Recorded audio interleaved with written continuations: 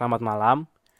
Perkenalkan kami dari kelompok 10 yang terdiri dari Muhammad Rafli Navisena, Mahardwi Tiajati, Satrio Prabowo, Rakin Aja Aksali, Muhammad Ryan Daud, dan saya sendiri Ibu Tubagus Dharma Andika. Malam ini saya akan mempresentasikan tugas besar pembelajaran mesin untuk telekomunikasi. Kelompok kami membuat sebuah autoencoder dan sekarang saya akan menjelaskan kode-kode, menjelaskan bagaimana cara bekerja autoencoder ini dan kode-kodenya. Oke. Pertama-tama, kita pastikan semua library yang diperlukan sudah terpasang. Kita menggunakan, kita akan menginstal Pandas, NumPy, Matplotlib, Seaborn, Skitlearn, dan TensorFlow. Pandas, NumPy, Matplotlib, Seaborn, Skitlearn, dan TensorFlow.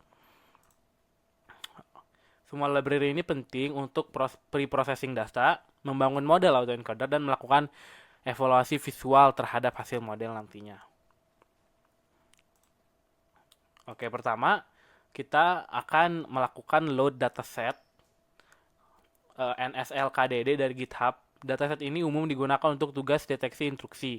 Kita ambil dua file, yaitu data file pelatihan dan data pengujian. Nama-nama kolom ditambahkan secara manual agar dapat mengakses fitur-fitur secara eksplisit, karena dataset NSLKDD ini tidak ada nama-nama kolomnya. Terakhir, kolom difficulty akan dihapus karena tidak diperlukan dalam pelatihan model. Ini kodenya.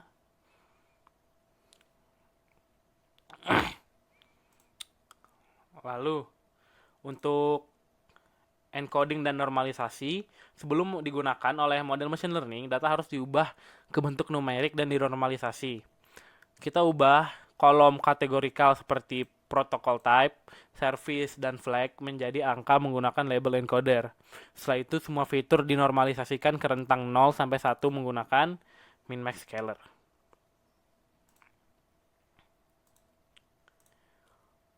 Untuk label biner dan seleksi data normal, untuk tugas deteksi anomali, kita ubah label menjadi format biner.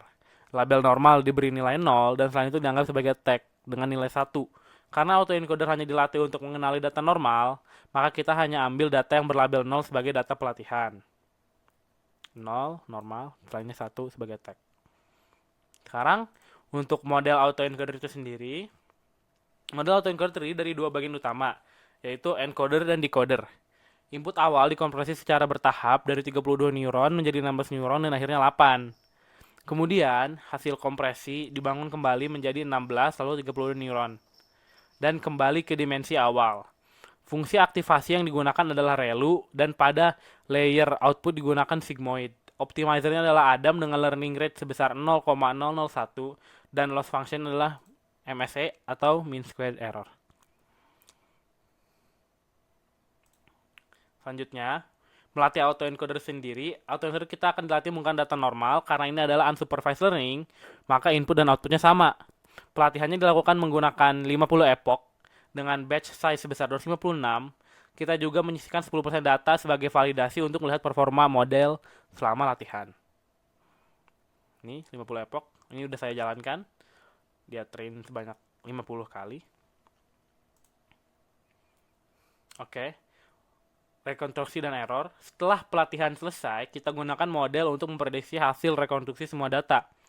Kemudian, kita hitung nilai error antara input asli dan output hasil rekonstruksi. Error ini menunjukkan seberapa akurat model dalam mengenali pola data asli. Ini rekonstruksi error sebesar 0,02. Jadi jika ada error yang lebih dari 0,02, itu akan dianggap sebagai tag. Data yang direkonstruksi berbeda sebesar 0,02, itu akan dianggap sebagai tag.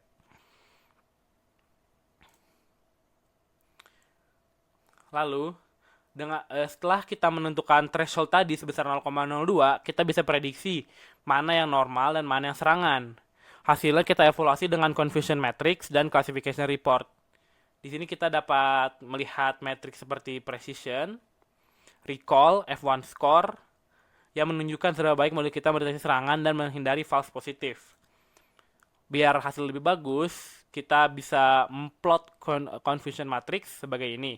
Kita bisa lihat yang normal sebanyak 74.993, yang normal dan normal itu sebanyak 74.993, artinya positif positif, yang normal sebagai yang aslinya attack diprediksi sebagai normal, artinya false positif, yang aslinya attack diprediksi sebagai normal, yang artinya dia gagal sebanyak 11.736, yang normal diprediksi sebagai attack sebanyak 2061, artinya false positif cuma 2000, dan yang attack sebagai attack 59.727.